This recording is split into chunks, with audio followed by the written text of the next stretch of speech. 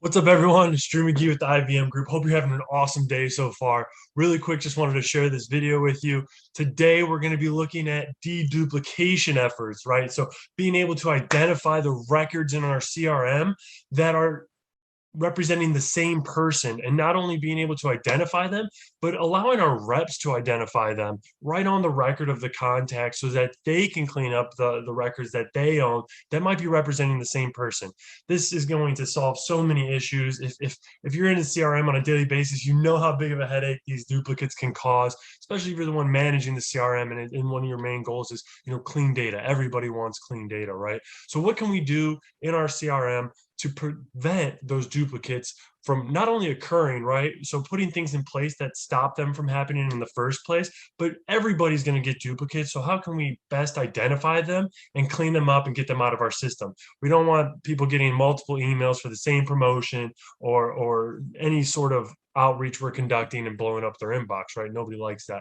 So we're starting off here on the contact record, but really quickly want to show you our duplicate rules that we have set up in our CRM system. So I just created these today, right? And Salesforce has some out-of-box matching and duplicate rules. Well, what are those?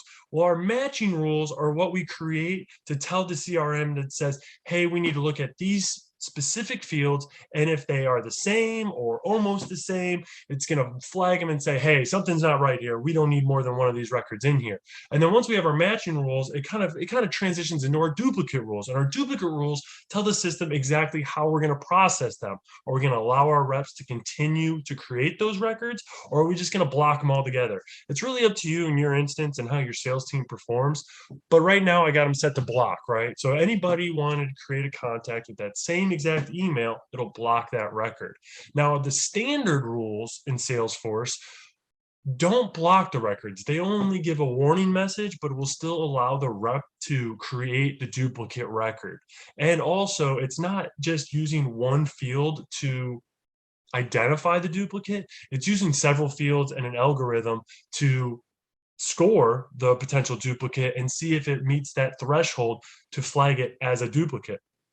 I recommend when we're looking at lead and contact records that you specifically use a unique identifier. I always like to rely on the email as a unique identifier so that only one record with that one email exists in our CRM at a time. So we got our duplicate rules established and our matching rules established that don't allow that exact email to be used in the CRM more than once, right? So now that we have those active, and we can reach out if you have any questions on how to build these out in your CRM. And another tip, if you're using Salesforce right out of the box, these rules are not active on day one. So you have to go in here, activate them, not only the duplicate rules, but also the matching rules. So now that we got our foundation set with our duplicate rules, we can go over to the contact record, right? So we have our contact here. And right now, I don't have it to where we can easily identify a potential duplicate in our system. So to do this, what we need to do is go to setup and go to edit page.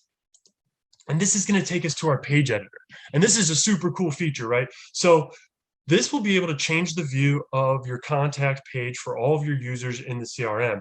And we have a ton of functionality we can add to the page right here on this page viewer. But for today, the main thing we're going to be looking at is this potential duplicate tool.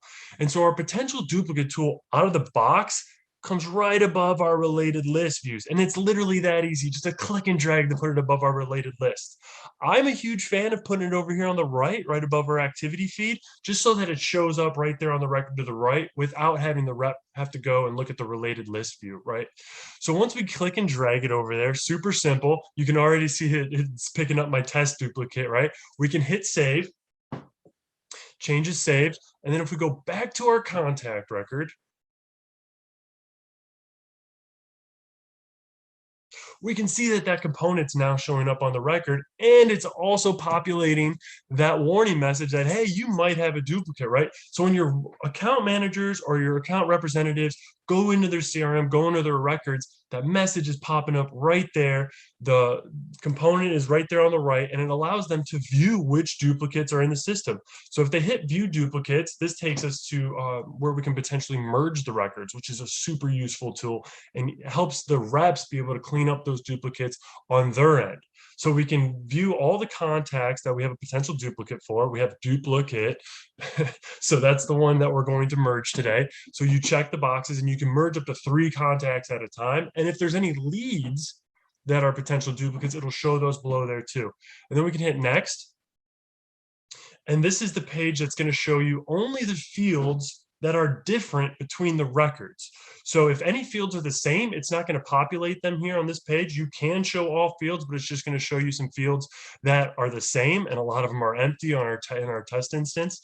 But if we show the differences only, this is going to allow you to pick what fields you want to keep on that final record. So obviously we're going to use the proper name as our master record, and then keep all the information we want on our final record for that one, right?